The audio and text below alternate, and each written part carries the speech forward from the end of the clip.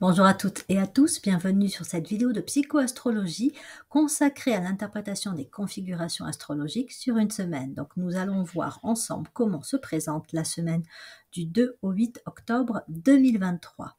Au cours de cette semaine, le 4 octobre exactement, nous allons passer dans le deuxième décan de la balance. Le premier était gouverné et encore gouverné par Vénus et il va y avoir un changement puisque Saturne va en quelque sorte prendre le relais pour devenir un petit peu la thématique clé de la période entre le 4 et le 13 octobre.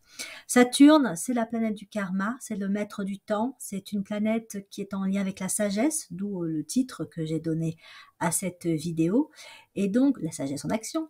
Et donc j'avais envie aussi de parler avec vous du karma. Donc je vais vous donner une citation de Omraam Michael Ivanov, non le contraire, Omraam Michael Ivanov, et par la suite, si ça vous intéresse, à la fin de la vidéo, je vous en donnerai 2 voire 3 autres, parce que je trouve qu'elles aident non seulement à comprendre ce qu'est le karma, mais aussi à ce qui peut être intéressant à regarder de plus près pendant donc cette période du deuxième décan de la balance. Donc, avant d'y venir, quels sont les autres points clés?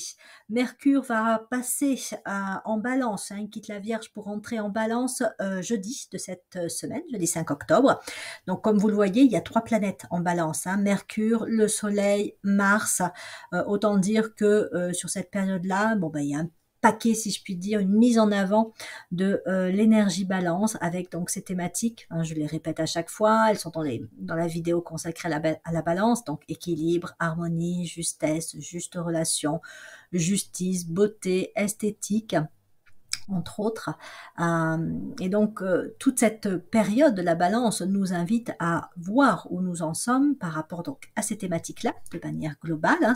Les relations, c'est aussi bien les relations que nous entretenons avec nous-mêmes, avec les autres, avec le temps, avec l'argent, avec le monde de manière générale. Donc, voilà, on peut être un petit peu, comment dire, mise face, surtout avec Saturne, donc à partir du 4 octobre, aux conséquences de nos pensées, nos paroles et nos actes. C'est ce qu'on appelle donc le karma. Alors il ne faut pas avoir peur du karma. Il y a des aspects qu'on va considérer positifs. C'est ce que, entre guillemets, on a bien travaillé. C'est comme une récolte, le karma. Si on a planté quelque chose, on va dire, de positif, porteur, qu'on a bien choisi les graines, et qu'après on les a bien entretenues, parce qu'il ne suffit pas de planter, après c'est tout un travail, ça prend du temps, qu'on les a entretenues, que aussi quand même les conditions extérieures ont plutôt été favorables, on n'est pas les seuls responsables de notre karma, il y a aussi les effets de l'environnement et comment on réagit aussi à ces effets-là. Et donc, au bout d'un moment, quand cette récolte arrive à maturité, il y a le fruit de tous ces efforts qui ont pu être faits. Je pense que c'est le bon moment d'ailleurs pour que je vous lise la citation d'Omraam Michael Ivanov. Donc vous allez voir, il parle du karma sans parler du karma. Voilà ce qu'elle dit. Donc chaque jour, chaque heure, chaque seconde même, vous déterminez votre avenir. Si à un instant donné, vous choisissez la lumière, tout de suite, c'est déterminé, vous vous dirigez vers la gloire éternelle. Si l'instant après, vous choisissez les ténèbres, c'est déterminé aussi, vous vous dirigez vers l'enfer. Sans cesse, vous vous déterminez. Mais pour que cette détermination ait des conséquences dans le plan physique, la rétribution, il faut du temps. Bien qu'en réalité rien ne soit changé ici, quelque chose est changé en haut dans la direction. Quand un aiguilleur actionne un levier de commande, le train change de rail. C'est cela que l'homme fait chaque jour, quelquefois 100 ou 1000 fois par jour. Un moment, il prend la direction de l'enfer, la minute suivante, la direction du ciel. Ici, dans le plan physique, rien ne bouge encore, mais chaque changement est enregistré. Pour que cette détermination reste inchangeable, il faut la maintenir sans défaillance. À ce moment-là, elle se met au travail pour façonner votre vie de façon définitive. Bon, tout ça évoque le karma, évoque Saturne, évoque aussi le mental. Vénus, c'est la planète qui gouverne la personnalité de la balance. Et donc, on a aussi ce côté analyse, ce côté pensée, ce côté effectivement action aussi par rapport à ce que l'on pense. Et Uranus qui précipite, qui crée ce lien entre le haut et le bas, entre le ciel et la terre, entre les grandes lois et ce que nous allons vivre sur le plan concret. Donc, comme c'est dit, hein, tout ça prend du temps. N'empêche que pendant donc la période de la balance, hein, et pendant notamment, particulièrement, peut-être cette période du deuxième décan, ben, ça peut être le moment où on va commencer à récolter quelque chose, ou alors on va voir quelle direction nous prenons par rapport à cette récolte. C'est toujours l'occasion de se dire, bon ben là je suis plutôt sur la bonne voie, ou là attention, il y a peut-être des réajustements, réorganisations à faire.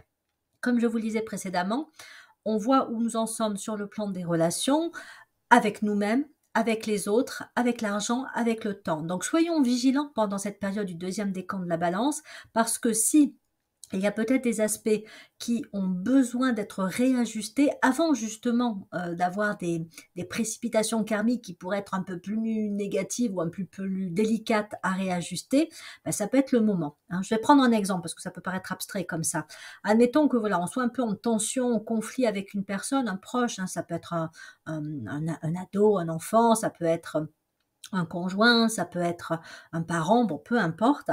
Donc voilà, il y a des tensions depuis un petit moment, et peut-être que les dernières paroles qu'on a prononcées, puis notre façon de penser aussi à cette relation, et avec tout peut-être derrière, hein, l'histoire, l'historique de cette relation, fait que, ben, là, comme ça, si on continue sur cette voie-là, si on ne change rien dans notre façon d'être, la relation ne va pas s'améliorer, voire elle va empirer. C'est-à-dire qu'au bout d'un moment, parce qu'on n'arrive pas à communiquer avec l'autre, parce qu'on campe sur nos positions, parce que on est peut-être blessé aussi et qu'on réagit de façon émotionnelle, eh ben, on va dire que c'est entre guillemets peut-être un petit peu mal barré pour que les choses s'arrangent. Et donc, dans cette semaine-là, ben, il est possible qu'effectivement, on ait à nouveau un échange un petit peu tendu avec notre proche. Et là, on va avoir le choix. C'est-à-dire qu'on va avoir le choix entre se dire, bon, ben, je reste comme je suis parce que j'estime que j'ai raison, ou parce que j'estime que l'autre doit comprendre ce que je veux lui dire, ou parce que j'estime qu'effectivement, son comportement n'est pas approprié. Voilà, bref, je peux décider effectivement de ne rien changer.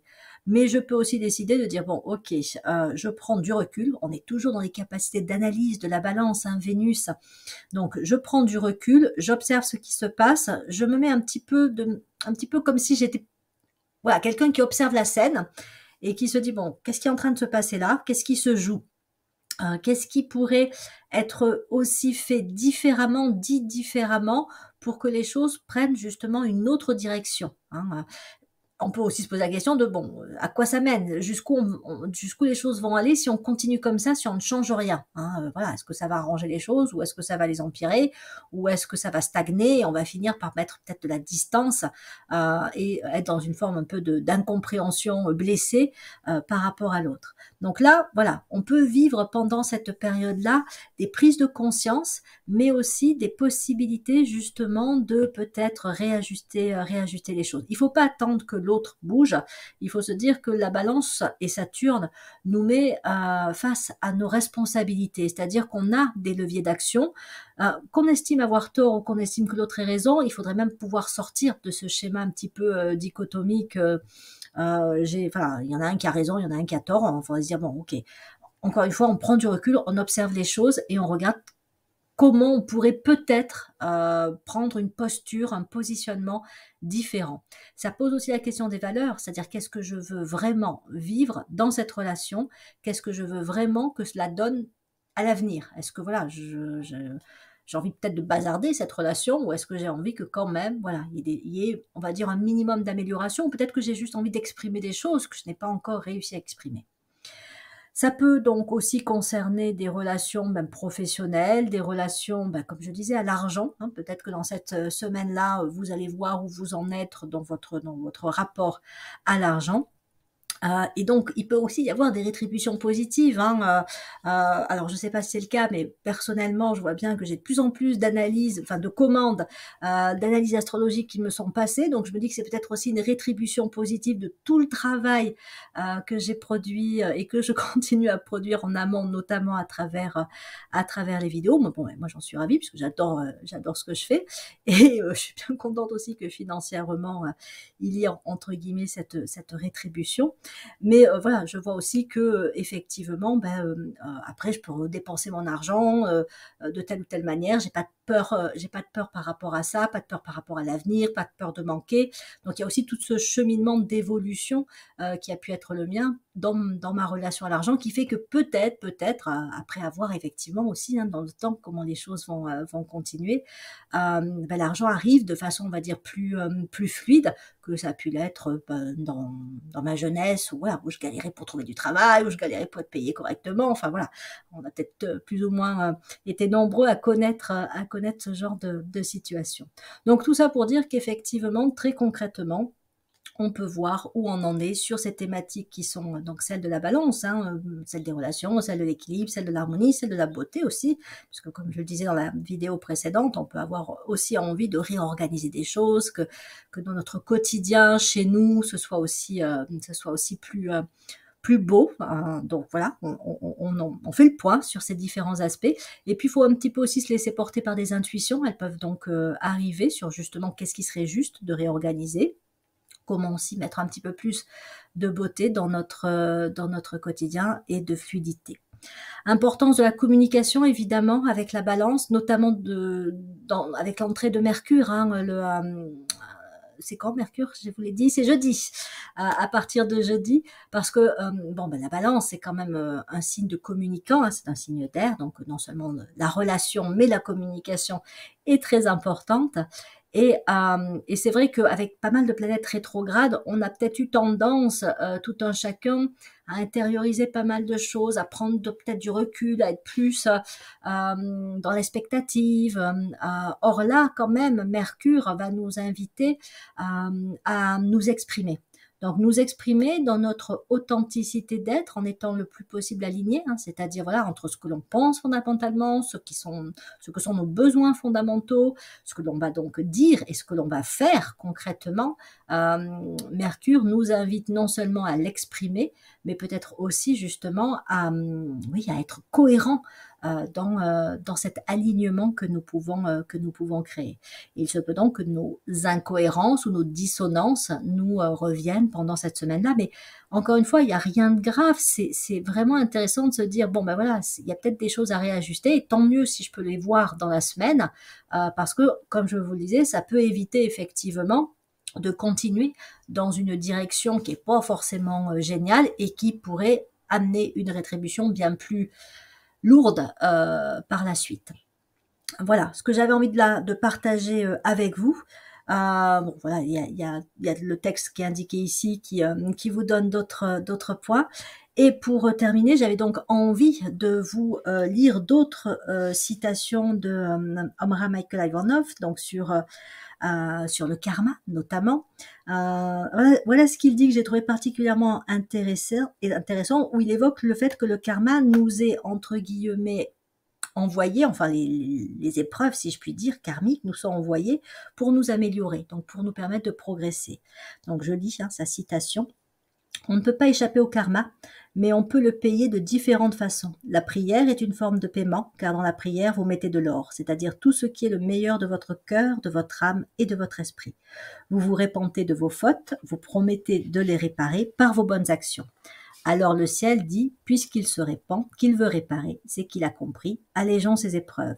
Car que veut le ciel ? Que nous nous améliorons. Il ne veut pas nous écraser. À quoi cela lui servirait ? Son désir, c'est que nous devenions plus conscients, plus sages. C'est pourquoi, si nous avons la tête dure, il continue à nous envoyer des épreuves. Mais s'il voit que nous comprenons sans avoir besoin de subir toutes ces épreuves, ça lui suffit. Il ne tient pas à nous anéantir. Une autre citation. L'erreur de beaucoup de spiritualistes, c'est de croire qu'en choisissant la voie du bien, de la lumière, leur existence va être tout de suite transformée. Intérieurement, oui, elle peut être transformée, mais ils ne doivent pas se faire d'illusions. Cette incarnation sera faite de beaucoup de paiements, de souffrances, de règlements de comptes, car ils ont à payer les dettes du passé. Ce n'est qu'après s'être honnêtement acquittés de leurs dettes qu'ils seront libres. Et vous aussi, vous ne serez libre que lorsque vous aurez payé vos dettes. C'est pourquoi, quand vous rencontrez des difficultés, des épreuves, ne vous révoltez pas, ne soyez pas effondrés, mais essayez de les traverser en sachant qu'elles sont nécessaires et qu'elles ne doivent pas vous empêcher de continuer à construire votre avenir. Donc, comme quoi, effectivement, hein, c'est pas parce qu'on est sur un chemin dit spirituel que tout devient beau, parfait, que la vie, c'est un champ de roses. Non, il y a toujours des conséquences qui mettent du temps à se manifester et qu'il nous faut donc redresser ou en tout cas récolter, mais qui peuvent aussi nous permettre de développer des capacités, des qualités, de l'empathie notamment, enfin voilà. Une dernière, et je vais m'arrêter là.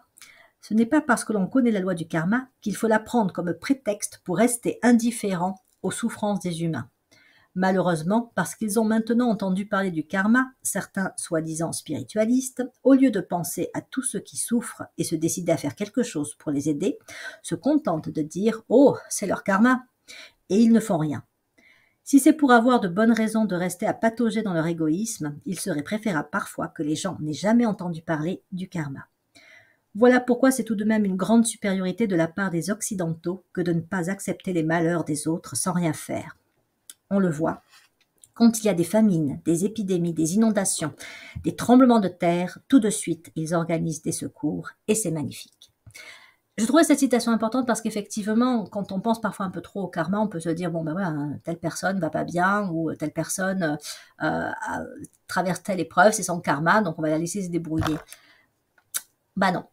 Bah non, on peut toujours, alors évidemment, s'il ne s'agit pas d'être dans l'ingérence, s'il ne s'agit pas de régler le problème à la place de la personne, mais on peut toujours être présent, soutenant, à l'écoute, et puis ben, s'il y a une demande d'aide et qu'on estime qu'elle est juste, faisable pour nous, qu'elle peut aussi aider vraiment l'autre à avancer, voilà, à évoluer, et qu'elle est sincère, hein, que ce soit dans sa demande, que la personne est sincère dans sa demande et qu'elle est sincère effectivement dans son désir d'évoluer, ben dans ces cas-là, ce serait dommage de ne pas aider. Voilà, donc j'en ai terminé avec cette vidéo consacrée à l'interprétation des configurations astrologiques de la semaine du 2 au 8 octobre 2023. Donc la sagesse en action, hein, chaque jour devenant un petit peu plus sage et peut-être que pendant cette période de la balance, qui est un moment propice pour voir où on en est dans notre développement de sagesse et voir aussi ce que l'on peut manifester comme sagesse, ben, nous allons pouvoir aussi avoir des rétributions positive, bienfaisante. Je vous le souhaite en tout cas. Et sinon, on redresse la barre. Bonne semaine et à bientôt pour de prochaines vidéos de psychoastrologie.